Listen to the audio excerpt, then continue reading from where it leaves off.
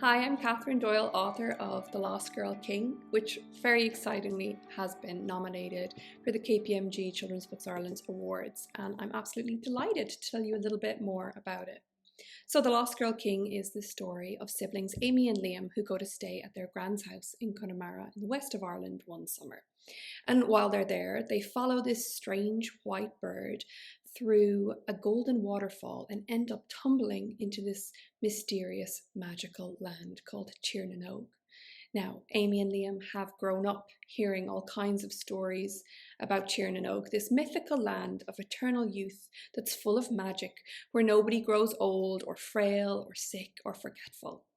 But they've always thought of Tirnanog like a fairy tale. They didn't actually think that it existed and that everything their grand said about it could possibly be true. But suddenly, on this rainy day in Connemara, they end up inside Tirnanog, a magical place that's suddenly real.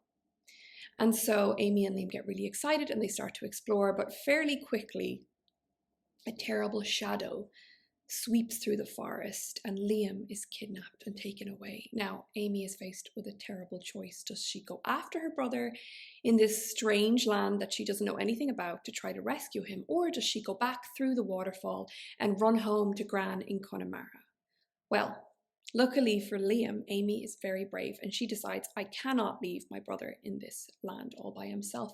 So she sets out to rescue him. Now, thankfully, she has a little bit of help from a boy called Jonah, who is a green cloak of the forest of Tirnanog, and he's in training to be a warrior. So he decides that he's going to help her.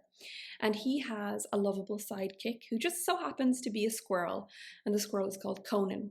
So Conan and Jonah and Amy set out to try and rescue Liam.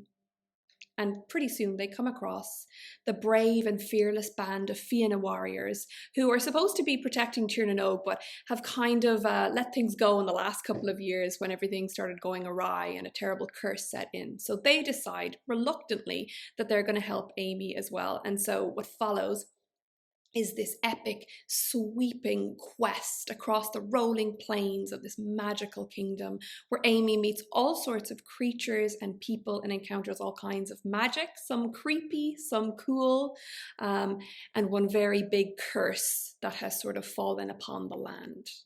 Now, while this is all going on, Liam wakes up to find himself in the underground dungeon of Silverstone Castle at the other end of Tirnanog, and he realizes he has been taken prisoner by the terrifying sorcerer Tarlock. Now, Tarlock has cursed the entire land so that time stands still and he never gets older and he can be in power forever. But in order for this curse to really work, he needs human children. So poor Liam has become his prisoner. And while he's prisoner, he comes across somebody else in the castle, a very strange and oddly familiar little girl who has accidentally become king. And as it turns out, this little girl is also looking to find her way home. So Liam and her decide that maybe they might be in with a better shot if they join forces. And so this is the arc of this epic sweeping adventure that ends in a very, very intense showdown at the base of Silverstone Castle, and I won't say too much more about it. It's a story really of family and bravery and magic, and that idea that the things that we're told as children as we grow up, these fairy tales, very might possibly be true, and that all stories, even the most ancient ones, have to come from somewhere. And that was kind of, I suppose, the idea behind why I wrote The Lost Girl King in the first place. I started thinking back about the very first stories that I discovered as a really little girl. And when I was very small, before I could even read, my dad used to read to me at bedtimes, and we had this old blue book of Celtic myths and legends. And my very favourite old Irish stories were stories about Tirnanog, this land of eternal youth. The Children of Lear was also a huge favourite of mine. I loved reading about the Fianna warriors and anything, I suppose, remotely magical that had something to do with Ireland or even Irish weather or the stones that we can sometimes see in the wilderness in Ireland, those ancient stones, stone circles. Everything like that used to absolutely fascinate me when I was a child. And I suppose when I got older, I realized that those early stories of Tír na Nog and the Children of Lear that my father read me, they really turned me into a reader and then later a writer, because I think every writer has to start with a love of reading, and they were certainly the reason that I fell in love with reading.